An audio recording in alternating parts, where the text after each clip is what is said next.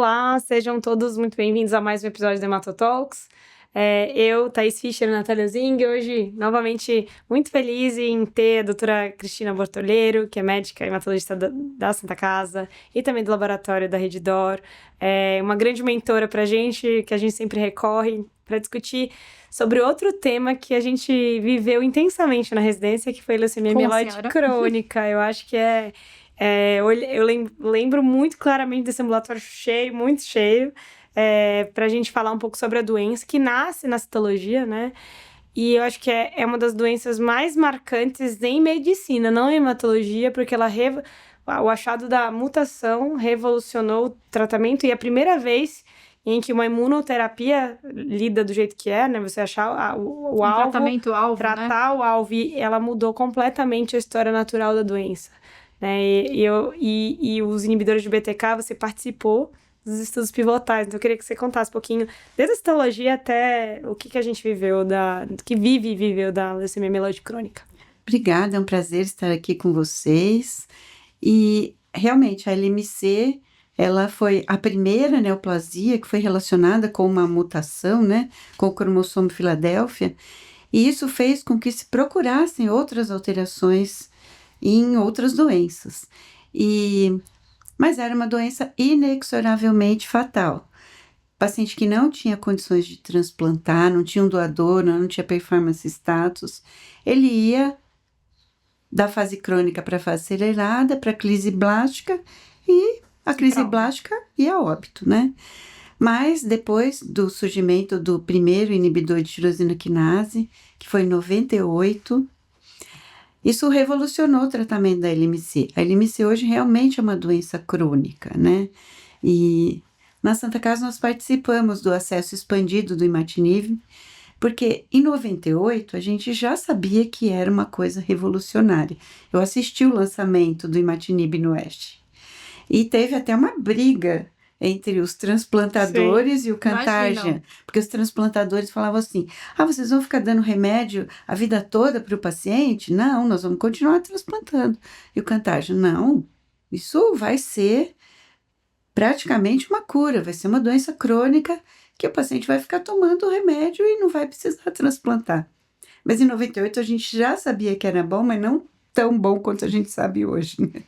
Acho que a curva de sobrevida é incrível, né? Se a gente compara, acho que nenhuma medicação impactou tanto a curva de sobrevida e a história natural. Na oncologia, né? Na oncologia como um todo. Ele realmente é um divisor de águas. Hoje o paciente que tem uma LMC e que responde bem ao tratamento vai ter uma sobrevida igual do paciente da população em geral sem LMC. Que é o nosso objetivo, né? Sempre esse o nosso objetivo. Exatamente. E acho que bem como a senhora colocou, a LMC, ela abriu portas para muitas mudanças na oncohematologia. Então, ela foi o motivo do transplante, né? Começou o transplante com a LMC, depois os inibidores de tirosina quinase.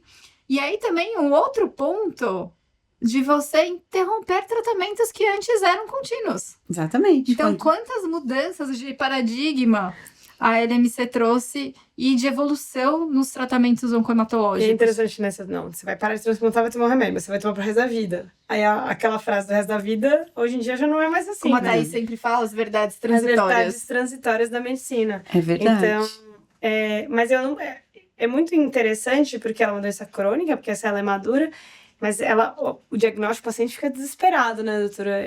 E a gente consegue, de novo, com uma ponta de dedo, com uma medula, rapidamente, a despeito da mutação ser o grande marcador, você consegue suspeitar com muita tranquilidade e separar uma leucemia crônica de uma aguda com um simples ponta de dedo e com a avaliação citológica e do mielograma. Inclusive, doutora, quais são os achados que a gente tem no diagnóstico que pode, então, subclassificar a LMC, trazendo se ela tem um perfil mais agressivo? Na medula, né? Na medula, na verdade, não tem muita alteração específica, a não ser a basofilia. A basofilia prediz que esse paciente pode evoluir para uma fase acelerada e até para uma crise blástica. Mas o diagnóstico começa no sangue, a leucocitose com desvio à esquerda. Agora, os pacientes não chegam mais com 800 mil leucócitos, como chegava antes, né? Eles chegam com uma leucocitose bem menor. Já fiz diagnóstico de um com 18 mil. Eu também. Mas aí ele tinha uma esplenomegalia. Você sabe Então, que eu fiz o diagnóstico de uma paciente que eu falo que foi uma das minhas quedas de cavalo. Tinha uma paciente que internou, uma menina jovem, 40 anos, e ela estava internada com uma pielonefrite. E aí o cirurgião falou, ela estava com 15 mil leucócitos. Eu falei, não, uma pielonefrite, desvio escalonado, poxa, foco fechado, não vamos investigar. E aí ele falou, mas eu já pedi o BCR-ABL. Aí eu falei, nossa, mas então por que você me chamou, né? Tá bom, vamos esperar então o resultado e eu venho ver. E o BCR-ABL era positivo. Eu falei, ó, você adiantou uns 2 anos esse diagnóstico que a gente ia passar desapercebido. E no final era uma LMC, mas é um achado, assim, totalmente ao acaso, né? Eu falei, mas essa é uma boa estratégia. Uma leucocitose pequena, você não precisa colher a medula, você faz um BCR-ABL do Sim. sangue. Se for, aí você sim. Aí eu é importante fazer a medula para fazer um cariótipo, porque além do Filadélfia, ele pode ter alterações citogenéticas adicionais, que vão modificar o prognóstico, né? E além disso, a gente pode não encontrar um Filadélfia clássico, né? Ele pode ter uma Isso. translocação assim, sequencial a chegar no Filadélfia. Então, e aí entra o FISH, né? A hibridização in situ.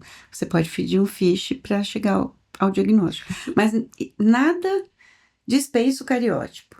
Porque você tem que ver se você tem só o Filadélfia, ou se você tem um duplo Filadélfia, ou se tem alguma outra alteração, alguma monossomia. Isso é muito importante para o prognóstico. Porque os outros scores prognósticos, o SOCAL e o EURO, que agora é o antigo Hasford, agora eles chamam de EURO, eles foram feitos para a era do interferon e da hidreia. E o EUTUS, que é feito para a era da tirosina quinase, ainda não está muito bem estabelecido, né?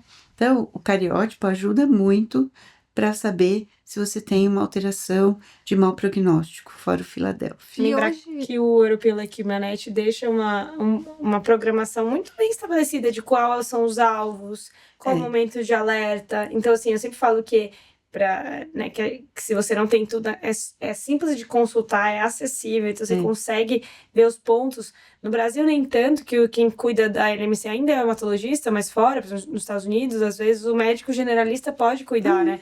E aí, às vezes, a gente tem erros nessas etapas. Então, se houver qualquer dúvida, não deixar de consultar o European Leukemia Net, que coloca se a resposta está adequada, se tem alerta, onde teve perda de resposta. Acho que é importante de você ir atrás dos objetivos, né? Quando você tem resposta... Porque a gente sempre fala do prognóstico, né? Tem alguns fatores prognósticos que vão ser o diagnóstico, mas outros, eles são dinâmicos e vai depender da resposta terapêutica. Então, quando teve a resposta, o hemograma que normalizou, quando teve a resposta citogenética, quando teve a resposta da biologia molecular e etc. Todos esses prazos são bem definidos pelo European Leukemia Net, né? Agora, nas recomendações novas que estão para sair, eles estão sendo um pouco mais permissivos, né? Antes eles eram mais rígidos no terceiro mês, sexto mês, nos alertas. Agora parece que vão relaxar um pouquinho. Flexibilizar um pouco mais. Flexibilizar um pouquinho mais. E o imatinib, ele continua o imperador de todos os males, né? Ele que justamente foi o protagonista do livro. Verdade. Ele ainda continua com esse papel tão importante ou hoje, frente a novos inibidores, ele perdeu um pouco da sua... Não, eu acredito ainda que o imatinib ainda é primeira linha e eu não acredito em deixar isso de lado. O imatinib, mais ou menos 60% dos pacientes resolve o problema com o imatinib, né? Eu digo, de remissão molecular profunda, que demora um pouco mais. Os inibidores de segunda geração, você obtém uma remissão molecular profunda mais rápida, mas isso não modifica a sobrevida global. E esses outros inibidores, eles são mais potentes, mas eles também vão ter mais eventos adversos. Então, eu não gosto de pular etapa, não. Eu aprendi direito, então. Aprendi muito bem. Mas porque, fases aceleradas ou crise blásticas, não, aí é diferente. São as exceções, né? Aí são as exceções. Fase acelerada e crise blástica são as exceções. E tem uma outra exceção que eu vi, doutora, eu ia até lhe perguntar se você executa isso na prática, é mulher em idade fértil jovem, né, que tem a intenção de engravidar, especialmente nesse momento em que a gente não tem mais interferon. Nesse cenário, você considera usar um inibidor de segunda geração para atingir o mais rápido e tentar fazer um tempo sem tratamento mesmo? Sim, essa é uma situação em que você deve considerar. Principalmente a mulher que já está chegando mais 35 perto. anos, né? Então, essa é uma situação importante. Mas no SUS a gente não consegue. Mas você pode começar com imatinib e trocar precocemente num caso assim, por exemplo. Essa seria a sua única situação de não começar, por exemplo, com imatinib, né? Eu E além dos considero fatos isso. reais. E acho que bem como a senhora colocou também, tem uma questão de resposta. Então, às vezes, a gente vai ter que mudar o inibidor devido à resposta, né? Que a resposta não foi tão boa. Como também de tolerabilidade. Então, às vezes, a resposta, a eficácia tá muito boa com aquele inibidor, mas vai precisar ajustar porque o paciente não tolera, né? Por evento adverso. E os eventos adversos, por mais que eles sejam todos inibidores de tirosina quinase, eles são muito variáveis, né? De um pro outro. Muito variáveis. Depende muito do paciente. Varia muito. Tem gente que acha que o imatinib é muito ruim, você muda para um de segunda geração, ele se sente melhor, mas não é a regra, não. Eu acho que você tem que avaliar cada paciente e seu perfil de eventos adversos. Poderia comentar, doutor, um pouquinho sobre quais são, na sua prática, o efeito colateral que mais incomoda no imatinib, no DAS e no anilo, assim, que você vê na prática? No imatinib, realmente são os efeitos gastrointestinais, né? Tem paciente que tem uma diarreia que passa com 3, 4 meses no máximo. Tem gente que nem tem, mas esse é o que incomoda mais. E um pouco de náusea também que eles têm. As câimbras. Cãibra. Que melhora com água tônica. Com água tônica. Impressionante, né? Mas melhora mesmo com água tônica. E às vezes você tem que mudar por conta disso. E a diferença, acho que é uma dúvida que os pacientes têm, em relação aos genéricos ou biosimilares, né? Hoje a imatinib tem muitas marcas. Se há realmente uma diferença de efeito colateral, de evento adverso, relacionada à marca do remédio. Na verdade, parecia que tinha isso, mas não se confirmou, não. Os genéricos, eles funcionam e os efeitos colaterais são bem semelhantes ao do Glivec original, né? Então, eu não vejo mais isso na prática, não. E você falou um pouquinho do efeito colateral do imatinib e do DASA e do Nilo, o que chama mais atenção? O do DASA é o derrame pleural, né? Mas isso agora, com doses menores de dasatinib, você pode diminuir essa incidência, né? E a hipertensão pulmonar, que é rara, mas quando ela aparece, ela é bastante grave, né?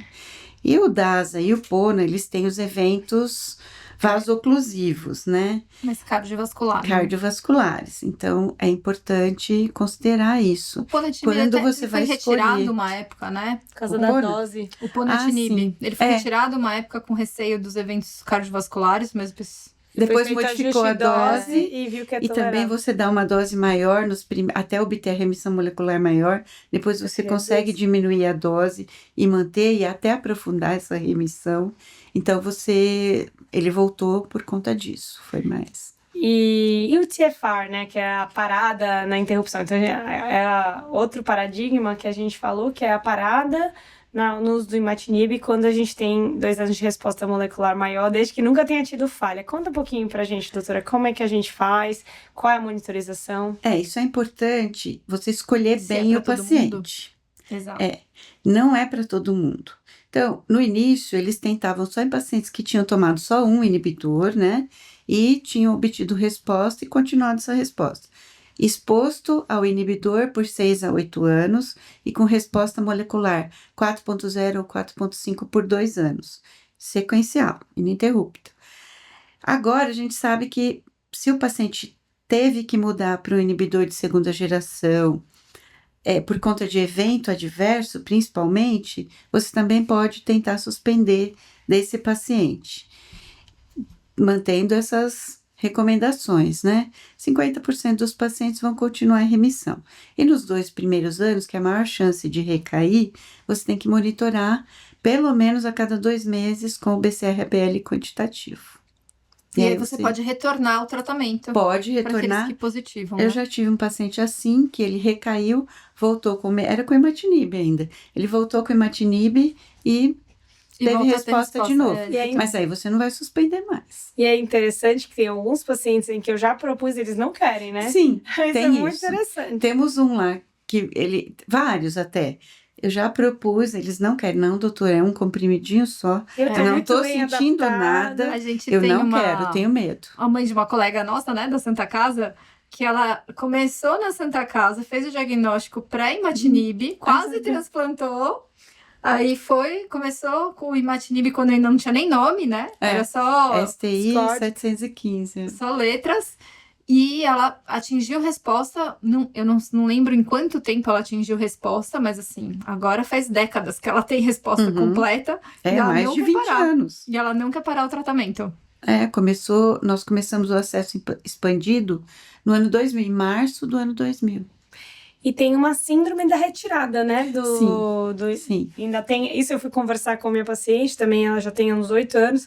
E aí ela foi uma das minhas primeiras pacientes. E ela falou. Aí eu comecei a conversar que ela preenchia critério, quais eram os critérios para ela manter a resposta ou não, e que existia a síndrome. E ela falou: não quero de jeito nenhum. Mas sabe que eu vou retirando gradualmente. Uhum. Aí evita essa síndrome. Desmamando. Um desmame, exatamente. Conta um pouquinho, doutora, pra gente dessa síndrome da retirada dos inibidores. Olha, Ninguém sabe exatamente como ela Ninguém funciona. sabe exatamente, mas tem paciente que não tem. Certo. É muito obscura ainda essa síndrome. Por exemplo, às vezes você suspende. Tivemos uma paciente ali que ela infartou e ela tomava Nilo. Nós tivemos que suspender. Sim. E ela estava em remissão. Bom, vamos torcer para dar tudo certo, né? E ela ficou sem, de repente, e não teve nada. A gente ficou atento a isso, ela não teve nada. Compensação outros, mas tiveram mais dor muscular, um Edema. mal-estar, edema, um mal-estar meio indefinido. E aí, então, quando eu posso, eu suspendo progressivamente, vou reduzindo a dose. E para os pacientes refratários, a gente ainda tem novas moléculas, né? Tipo a Ciminib. Tem o Asciminib, que agora já foi aprovado no Brasil, né?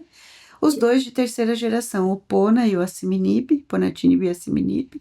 E a gente E ainda tem outras transplante, moléculas né? em desenvolvimento. A gente tem o transplante.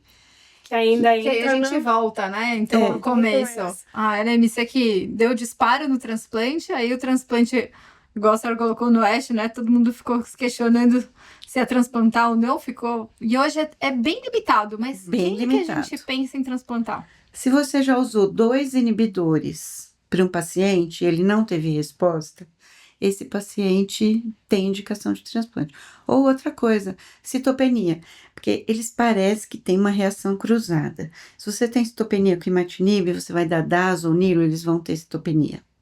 Então, esse paciente que você não consegue dar a dose ideal do medicamento e ele não está tendo resposta, já está no segundo inibidor, esse você tem que indicar o transplante. E para as fases mais avançadas, né? Fase acelerada e crise plástica também. Lembrando que a crise blástica ela pode ser tanto mieloide, que é o clássico, mas linfóide exatamente. também pode ser. Megacarioblástica ou até indiferenciada, porque é a célula tronco primordial que é afetada, né? Então isso pode ir, quando agudiza, para qualquer lado. Então, acho que quando eu lembrar de sempre rever o diagnóstico, né? Não a entender que ela vai direto para uma LMA, por exemplo, leucemia mieloide aguda. É sempre muito importante, de novo, reacessar a medula. Aliás, na LMC, é o momento que a gente reacessa a medula, reavalia, avalia as mutações também no sítio do BCR-ABL, Sim, né? quando você vai mudar de inibidor, o ideal seria fazer a pesquisa de mutação. Para ver se o paciente tem alguma mutação que ajude a indicar qual inibidor você vai usar, ou até se tem o T315I, né? Que aí só vai ter o Ponatinib para você utilizar. Eu acho que a LMC foi um grande... enquanto a gente estava conversando até de outras doenças em que a gente ainda não chegou lá no ponto, a LMC a gente conseguiu achar o ponto. A gente tem todas as estratégias muito bem traçadas, até para os que falham. O transplante da LMC geralmente é um transplante muito seguro e muito eficaz, né? Então, acho que... E é um transplante que os transplansadores consideram realmente um transplante mais tranquilo de ser feito, desde que a gente tenha um doador ideal. Então, a gente conseguiu mudar realmente, não só a sobrevida desse paciente, a qualidade de vida, devolvê-lo para a sociedade plenamente. Acho que esse a gente fez um check, né? A gente conseguiu, essa doença a gente conseguiu fazer um check. E várias opções, né? Não é que a gente tenha isso feito, a gente fez, né? Isso muito com o imatinib realmente, mas para aquela parcela menor dos pacientes que porventura não respondem ou não toleram, a gente tem muitas outras opções. Tem. Então, o quanto isso acalenta. Outro dia me falaram assim, né? Qual é a descrição de cura? Porque a gente fala muito em cura ou cura funcional. Então, o paciente que toma de forma contínua, ele está numa cura funcional, ele tendo vida normal, como a senhora colocou, tem uma sobrevida global próxima aos seus pares. E aí aqui a gente caminha para a cura, que seria quando o paciente está livre de tratamento também. Exatamente. Então ele tem que estar livre de tratamento e com a sobrevida igual aos seus pares. Então acho que na LMC, para alguns pacientes, a gente realmente consegue curá-los. Por um grande número de pacientes, né? Porque os que são refratários, eles são uma porcentagem bem menor. Então, acho que... Com isso, eu queria lhe agradecer, dizer que eu lembro muito do ambulatório de LMC até hoje. Não tenho tantos pacientes com LMC assim, mas eu falo assim que eu ainda sou rígida ao imatinib, desde o começo, com exceção de, obviamente, de pequenas... Eu ainda sou rígida às coletas de medula, enfim. A procurar os eventos adversos de cada um. Queria lhe agradecer também por isso, por você estar presente lá na minha prática, na minha e na Natália, com certeza, todos os dias. Pedir para as pessoas deixarem dúvidas, questionamentos, sugestões e agradecer a presença, né? Inclusive os pacientes também que queiram compartilhar ou que tenham alguma dúvida. A gente recebe muitas questões de pacientes ou familiares. Alento, né? Eu li, escutei, vi que eu tô no caminho certo, às vezes principalmente no começo. E que isso possa ajudar, e informação é tudo, né? Foi mostrar poder. Eu que agradeço, foi um grande prazer.